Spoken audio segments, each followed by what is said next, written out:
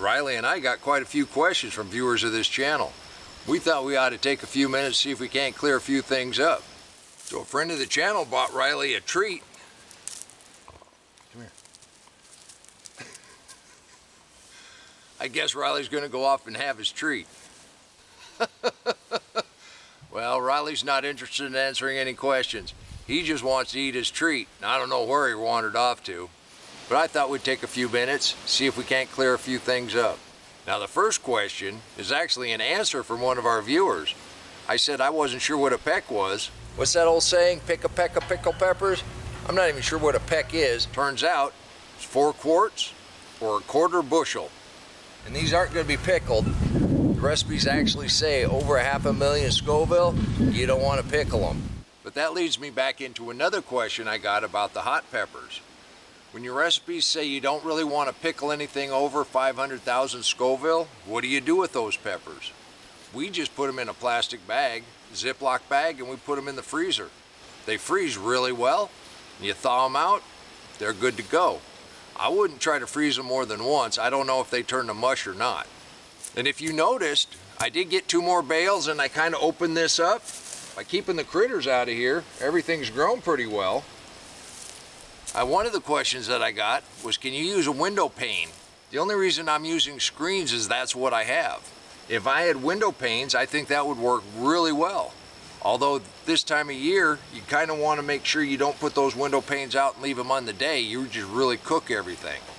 And really, you can actually just put plastic over the top. The only reason I like to have some kind of support is when it does snow and when it does rain. I've had that plastic fill up like a little swimming pool, and you don't want to crush everything. And since I've been fighting the critters, I've had quite a few of you write in. Tell me which one of the critters bothers you the most. Squirrels, rats, and slugs seem to be the 3 top. Now, I don't have any experience with rats, although they do make a bucket with a little trap door at the top. And I would think if you had a cold frame and you had some rats, if you put that in the center, put some peanut butter or something else up on top, you probably catch your rats. That's just a suggestion. With squirrels, I have no idea. We've got quite a few oak trees around us. They seem to like the acorns quite a bit. Although this year's the first year they've come in, taken the tomatoes, bitten the ends off, and just dropped them. Although they have hauled off quite a few of the cherry tomatoes, I've seen them around the edges. So with your squirrels, they're pretty clever. I'm not real sure exactly how to keep them out of your garden. Slugs, on the other hand, there's tons of wives' tails. Eggshells don't work, coffee grounds don't work. They climb right over the top of them. No, we're not going to be drinking beer, but we're going to be catching some slugs and snails. Come on, let's plant.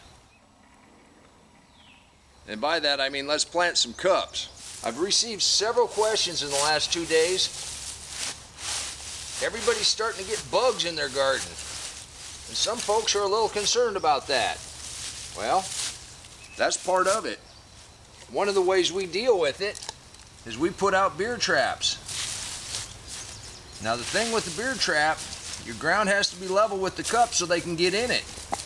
And you don't want a real shallow cup, otherwise it evaporates so fast you never keep enough beer in it to catch anything. You know, this beer has been sitting outside in the heat and frozen for the last 2 years, and it still foams up.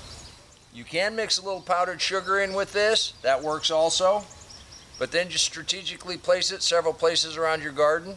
The other thing I like to do is when the can's almost empty, leave it out, tip it with the spout so that a slug or snail could crawl in it at an angle, and they'll drown in that also. So that kind of doubles the stuff you can catch them with. I'm going to put one over here, and then we're going to put a couple over by the cabbages. But most of these are young, they've just hatched. Now the other thing we're going to do is we're going to put out some of these slug pellets. This is iron phosphate. Very safe for the garden. Very effective on slugs and snails. There is a slug bait that is a poison, and I do not recommend that, especially if you have animals or children. We don't want to put poison out here at all. I've had a lot of interest around our amaranth, and most of that came up on its own. Yes, it likes really warm weather. So when do you plant your amaranth? Well, the ones that came up on their own, they were planted in the fall. They made it all the way through winter and they germinated when they got good and ready to germinate. Amaranth starts really easily in containers and then you can transplant. That way you can kind of space them out. But you do want to make sure your soil temperature is well above 50 degrees. 60 or 70 is even better. Another question that we've got is how to overwinter the peppers. So today we're going to start taking up some of the peppers to overwinter in the house. Let's see what we get. What I've done is I've gone to the compost pile. I've brought in some good compost. Since we're potting this to overwinter, I added some Miracle-Gro potting mix to the compost. So there's some vermiculite in here.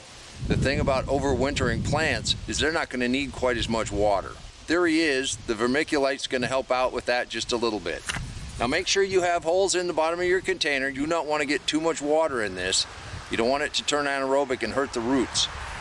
Well, I've chosen one green pepper, which has a pretty substantial stalk to it, and one jalapeno pepper, which is just a little smaller. The first thing that we're going to do, and this is going to seem dramatic, we're going to go ahead and prune this thing back.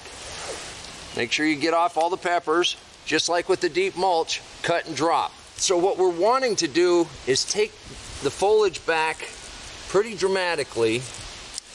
You want to have a couple Ys, and this will all start reliefing after it's in the house for a little while. I mean, it seems pretty harsh, but the master gardeners that showed me how to do this said this would be just fine. You gotta hate it when you have blooms on there. Some of these small ones you can take all the way off. So that looks pretty dramatic. Let's pull the mulch back. So then take your shovel, come out just a little ways. We don't want to hurt the roots yet too much. Get underneath it, pop the whole plant out. See, the roots come up pretty good. Now, what we're gonna do, well,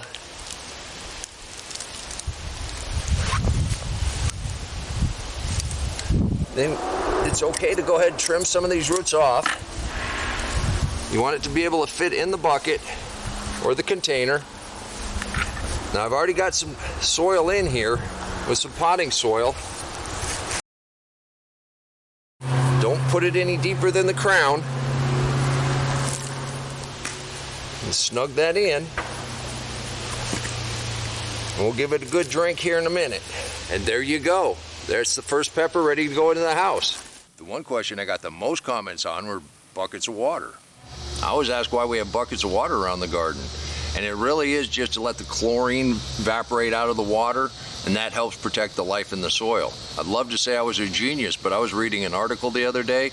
It suggested that you put buckets of water in the garden to help attract frogs and toads, and the frogs and toads eat a ton of snails. Even with that slug bait down, around 2 of our okra, you can see some holes here. They've got a little slug damage on them.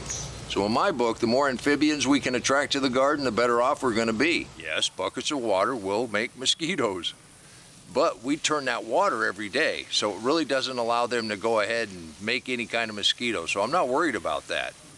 And yes, chloramine needs to be treated to get it out of the water. You can use activated charcoal from what I understand, and that works pretty good.